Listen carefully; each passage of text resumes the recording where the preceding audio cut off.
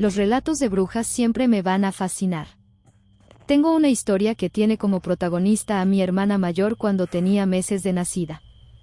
Cuentan en la familia que el pueblo de mi mamá, en San Nicolás Peralta en el municipio de Lerma, Estado de México, antes casi no había casas y los vecinos más cercanos estaban a unos cientos de metros. Era un lugar abundante de árboles y con poco alumbrado público en esos años. Recién nacida mi hermana, mi abuela le recomendaba a mi mamá que no le ganara el sueño y que tratara de poner tijeras en cruz debajo de la almohada de la bebé, un espejo en su cabecera y un vaso de agua bendita.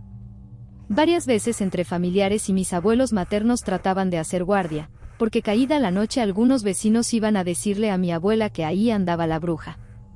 Según ellos veían bolas de fuego entre los árboles y guajolotes en la parte más alta de los mismos. Un tío relata que en varias ocasiones estaba en el techo de donde dormía mi hermana, y con una escopeta llegó a disparar a las luces o las sombras que veía.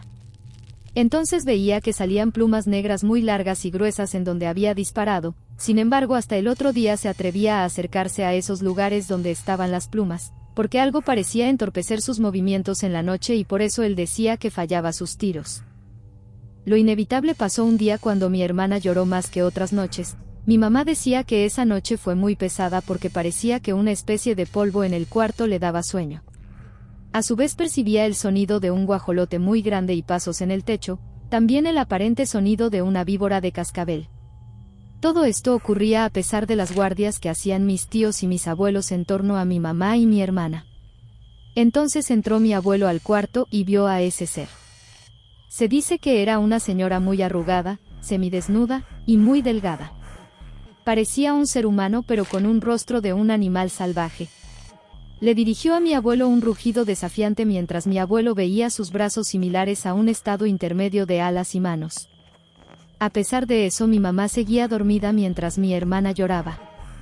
Mi abuelo tomó el espejo, las tijeras y una cruz y la bruja al ver su reflejo salió por la ventana y mi abuelo la siguió hasta las profundidades del monte donde le perdió el rastro.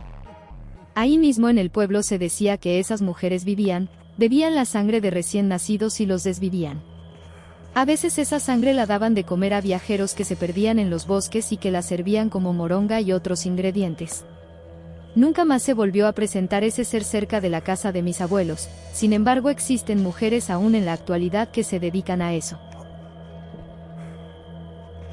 Yo solía ir a visitar a mi tía y quedarme en su casa. Vive muy cerca del Estadio Azteca por los que conocen la Ciudad de México. Me prestaban el cuarto de mi primo más pequeño para que pudiera estar más cómoda con mi bebé, pero ese cuarto siempre me dio una sensación extraña, como de alerta. Era la habitación más fría de la casa y el gato solía bufar a la nada y salir corriendo de ahí.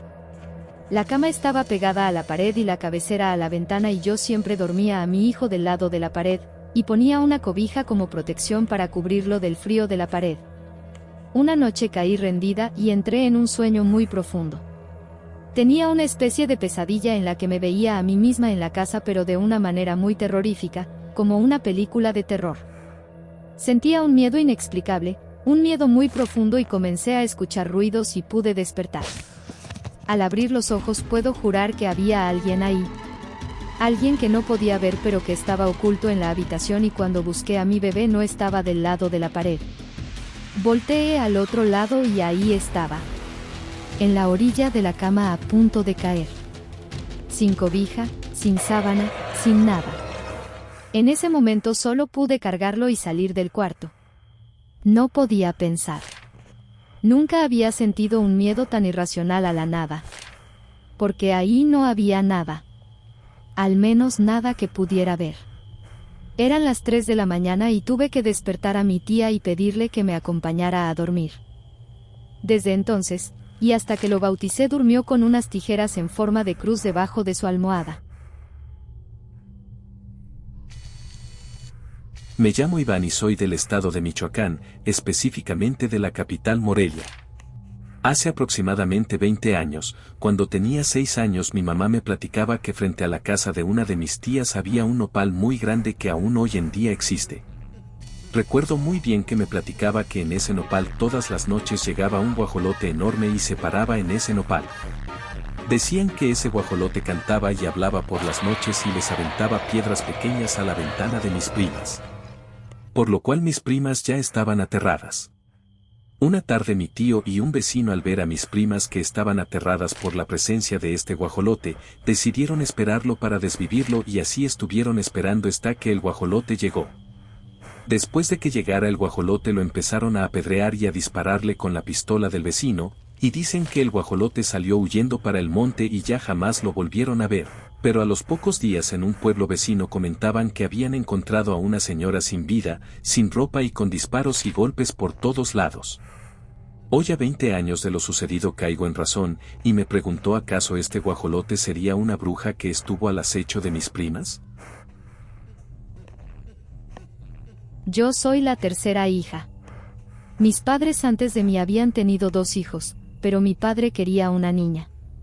Entonces, cuando nací yo, mi madre dice que mi padre siempre me traía con él en brazos y me sobreprotegía.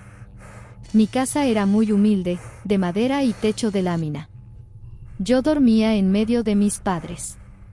Dice mi papá que desde que llegué a casa, todas las noches escuchaba como alguien se paraba en la lámina y caminaba dando vueltas en el espacio en donde estaba el cuarto, y se escuchaban risas burlonas. Aclaro que mi madre es cristiana y ella no creía ni cree en eso de que si pones las tijeras en forma de cruz espantas a las brujas ni cosas por el estilo. Y de igual manera mi padre, pero a diferencia de mi madre, él desde que era niño vivió en esa casa y siempre le han pasado cosas. Entonces aprendió a no asustarse fácilmente. Mi papá empezó a orar y reprender a la bruja, y dice que ella se reía más fuerte. En ese punto lo empezaba a atacar, y así se pasaba la noche hasta que amanecía. Así pasaron los 2 primeros meses que estuve en la casa hasta que se fueron. Mi papá no sabe la razón, mi madre no fue testigo de eso, pero sí de que todas las mañanas durante los 2 primeros meses desde que llegué mi papá se levantaba cansado y con rasguños en el pecho y la espalda.